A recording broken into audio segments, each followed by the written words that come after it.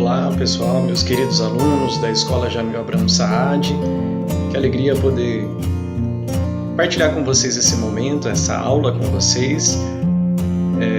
Esse tempo que a gente não pode se ver, a gente não está junto, nós não podemos deixar de aprender também. Então, a SEDUC, Secretaria de Educação do Estado de São Paulo, toda a direção da nossa escola, os gestores, eles nos pedem para a gente estar enviando atividades, arquivos, enfim, para que vocês também possam não ser prejudicados. Quero dizer antes que vocês fazem muita falta, logo tudo isso passa e estaremos juntos de novo nas nossas aulas. Lembrando para você, aluno do terceiro ano, esse ano é um ano muito importante, um ano de Enem, né? Por enquanto, vamos saber como vai ser na verdade, vestibulares, enfim, então a gente não pode deixar de estar estudando. E aproveitando esse tempo, já que a gente não pode sair e fazer muitas coisas, então a gente estudar um pouquinho mais. A aula que eu preparei, ela é continuidade daquilo que nós já estávamos aprendendo desde o começo do ano. Recapitulando rapidinho, a gente falou sobre classificação biológica, a importância de classificar os seres vivos, fizemos aquela atividade que a nossa vida ela é muito mais fácil quando nós classificamos os objetos, enfim, e assim também os cientistas tinham que fazer.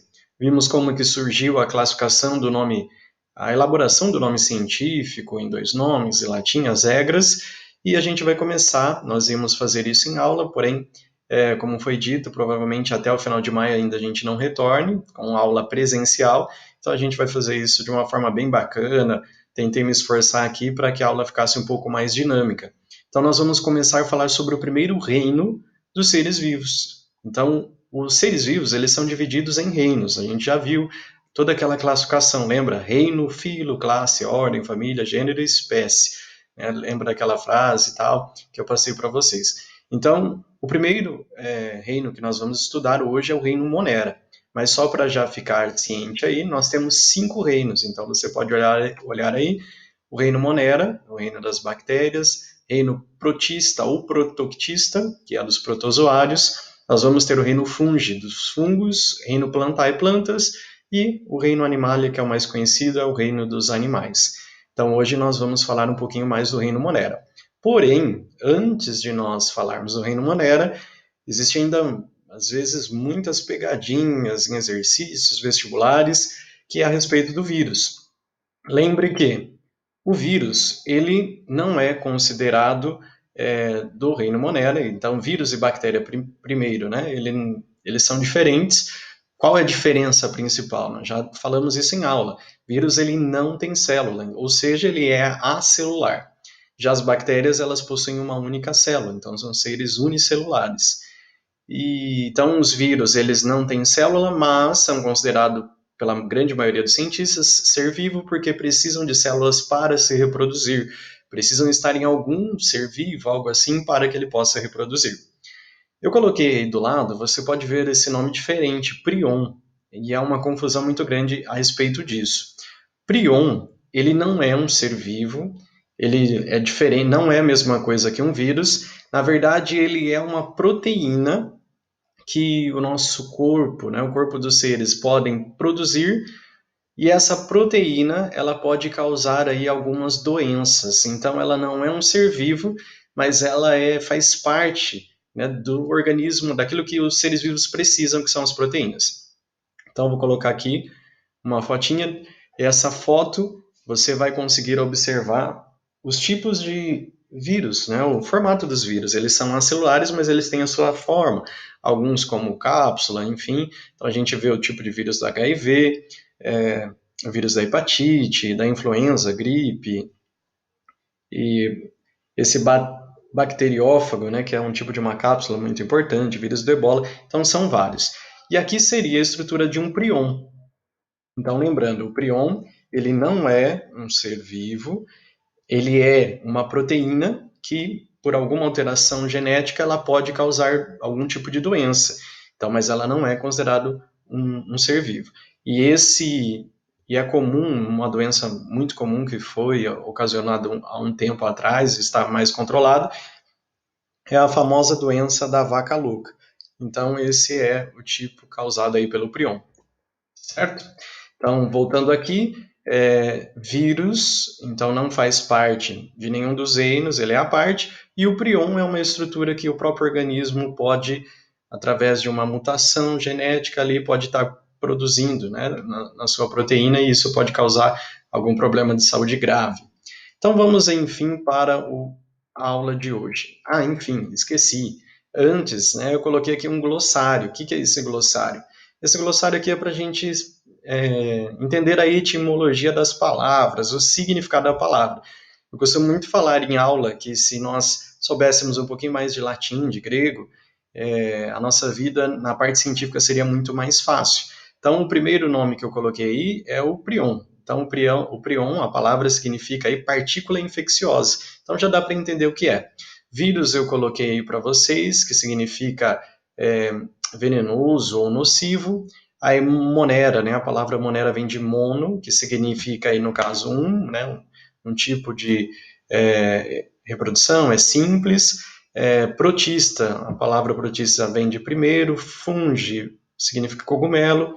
O plantae vem de plantas, e o significado de plantas é alimentar, se a gente procurar na etimologia da palavra, e a última aí dos animais são, na verdade, seres que respiram. Agora sim, com esse glossário é importante a gente ir escrevendo, faça anotação que fica mais fácil.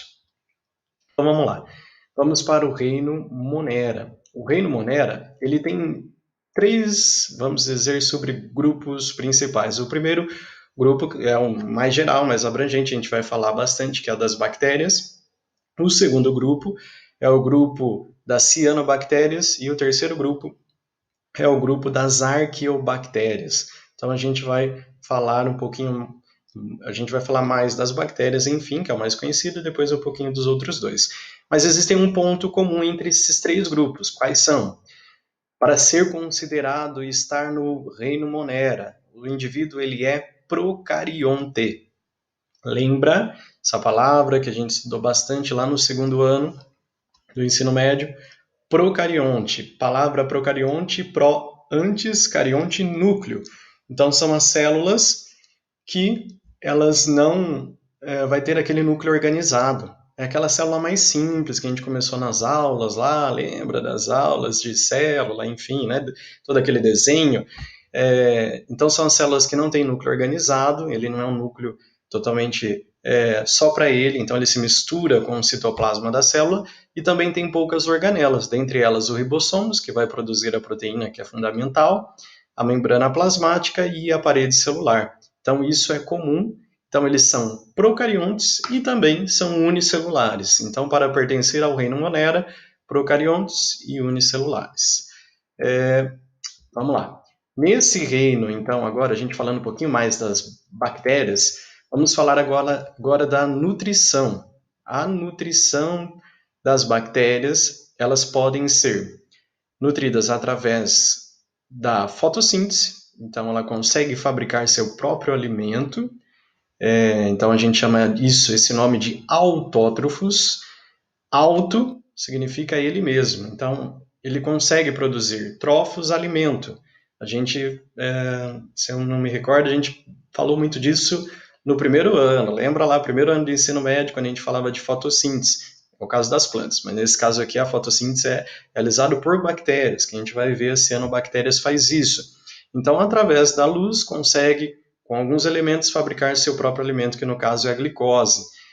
Também tem, além da fotossíntese, a quimiossíntese, que são reações químicas que ocorrem dentro do organismo, para que ele também produza o seu alimento aí necessário. E também nós temos as bactérias que são, entre aspas, como a gente, ela não fabrica seu próprio alimento, que é as heterótrofas. Lembra o nome? Hétero, diferente, trofos, alimento, aquele que precisa de um outro ser para se alimentar, tirar seus nutrientes. Essas são as parasitas, bactérias mais comuns, aquelas que vão causar doença, tétano, enfim, várias outras, que depois a gente vai ver. E também as chamadas de saprófitas, que são as decompositoras. E o nome saprófita, né, sapro vem de coisa estragada, né, que está em decomposição. Então são as bactérias muito importantes que vão fazer decomposição, que fazem esse tipo aí de alimentação. Agora nós vamos para a respiração. A respiração das bactérias, elas podem ser aeróbicas, assim como nós, precisa do oxigênio, aeróbicas, então precisa do ar, né, do oxigênio, para fazer toda a oxidação dos alimentos. E existem as anaeróbicas. Esse A, ele significa negação, então é aquele que não precisa do oxigênio para fazer o seu processo de respiração, que ocorre, na verdade, por fermentação. Lembrando que a respiração ela é importante porque ela oxida os nutrientes e nisso vai fabricar a glicose, a energia. Então é importantíssimo. Então existem esses dois processos. E vamos ver agora a reprodução. A reprodução pode ser de duas formas. Olha o A de novo aí, negação. Assexuada.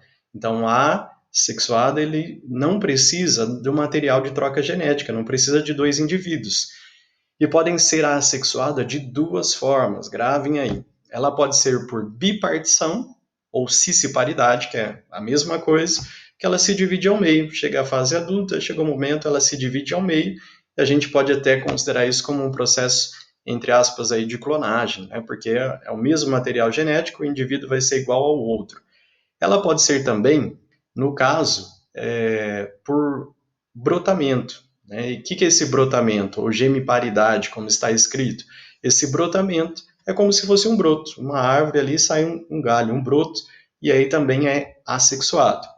Já a forma sexuada, então que precisa da troca genética, precisa de dois seres, uma relação sexual, né, dois seres, então ela ocorre por um sistema chamado de conjugação. Vamos ver um pouquinho.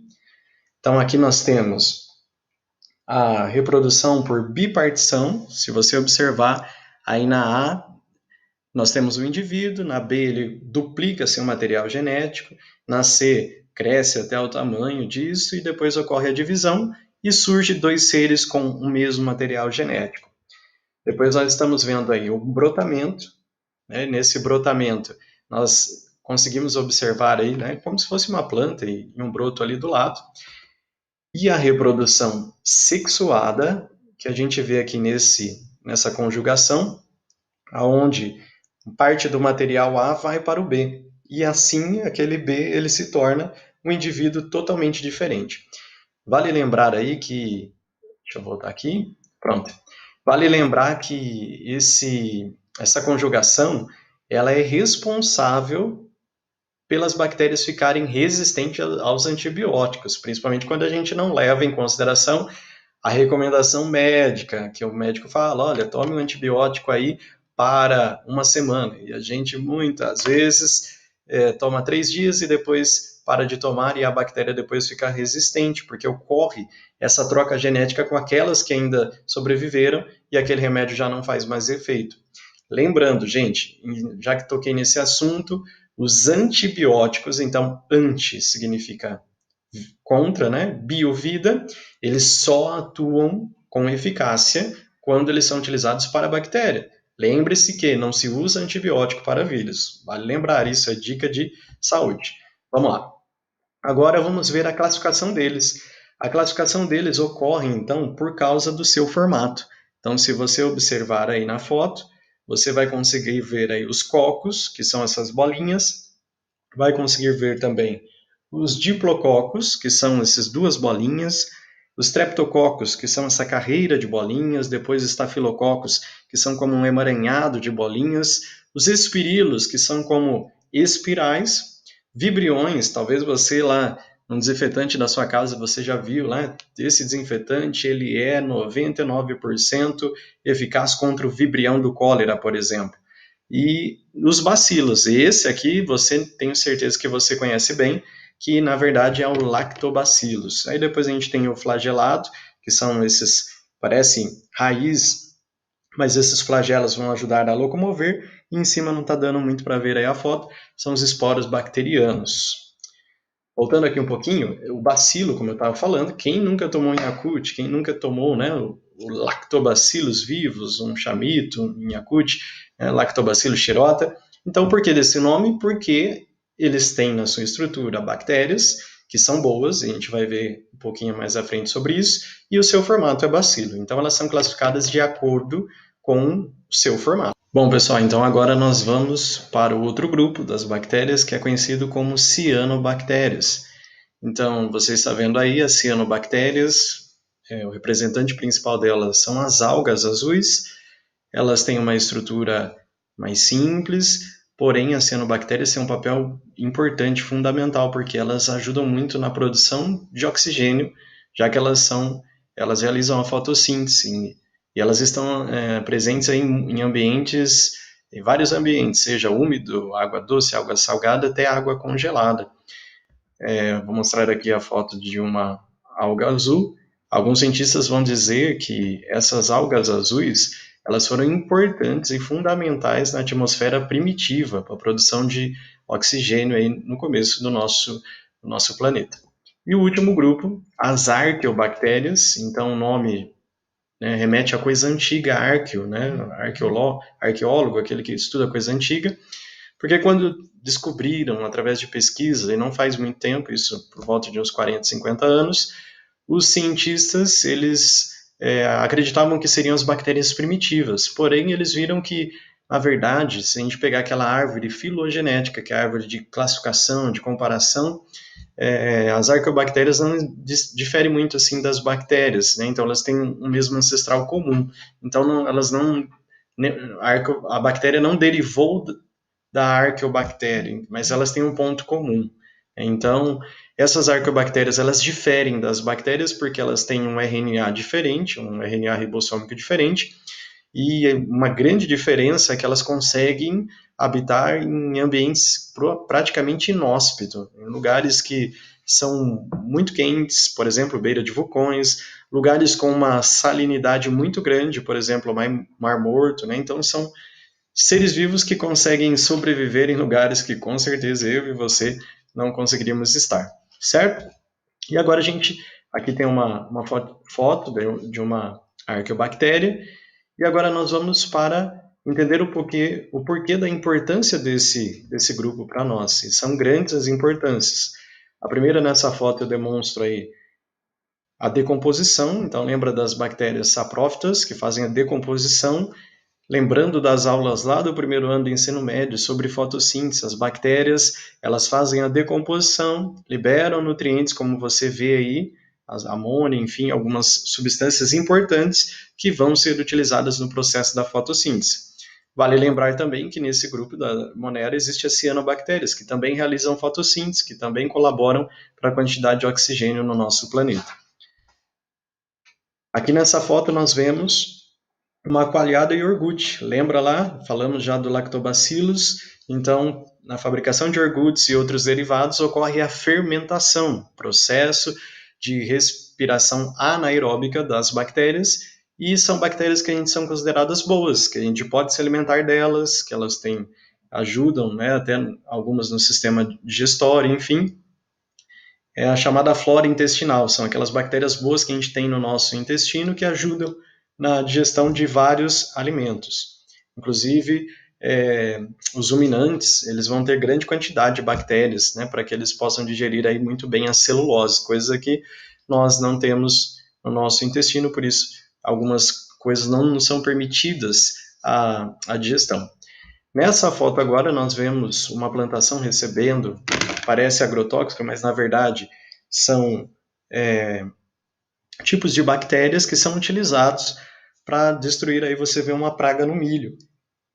Esse tipo de sistema é muito utilizado, então utiliza da própria natureza para destruir uma praga, algo que seria ruim, e é interessante porque essas bactérias aí não vão fazer mal ao milho, somente vão acabar aí com as pragas.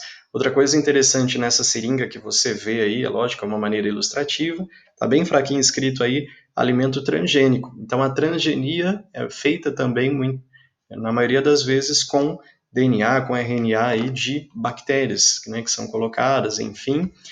E até os antibióticos também são criados através de bactérias, até o próprio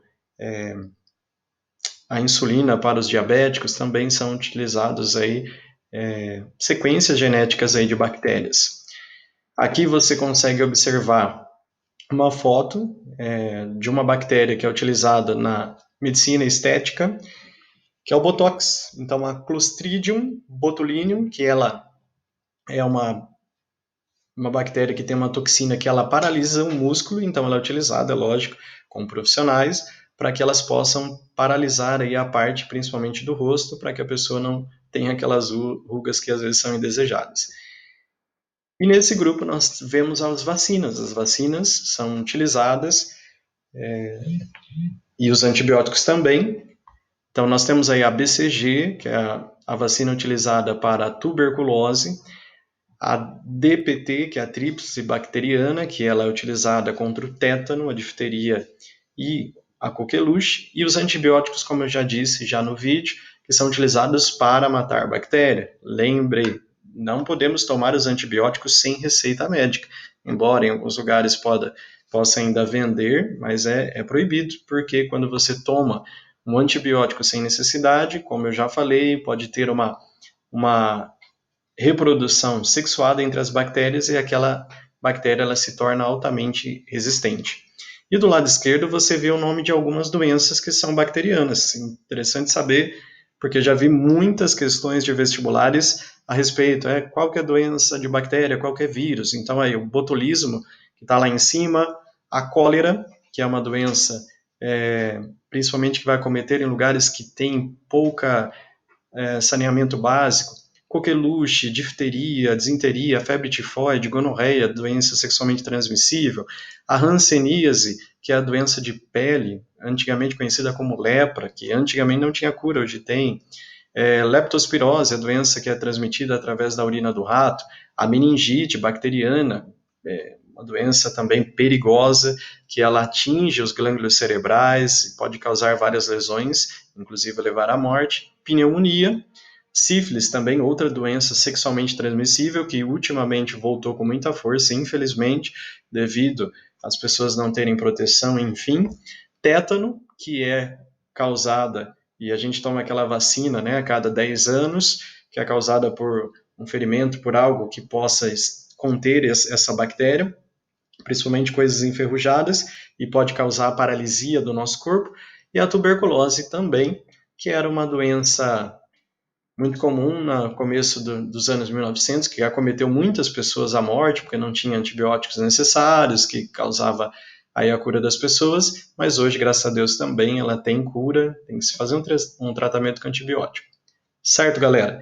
Então, encerramos aí a nossa primeira aula virtual, aula sobre o Reino Monera. Espero que vocês tenham gostado. Seria a aula, basicamente, que eu teria dado para vocês. É lógico que a interação, as perguntas, faz toda a diferença. Agradeço a sua atenção. Qualquer dúvida, mande lá no nosso sistema, nosso AVA, Sistema Virtual de Aprendizagem, lá na plataforma Moodle. E dessa aula, logo mais estarei postando aí algumas atividades. E aí depois vai vir outras aulas, certo? Lembrando que essas atividades que vocês enviam vão ser computadas notas, já que a gente não vai ter nesse bimestre aula presencial mais, certinho? Agradeço e até mais, galera. Valeu!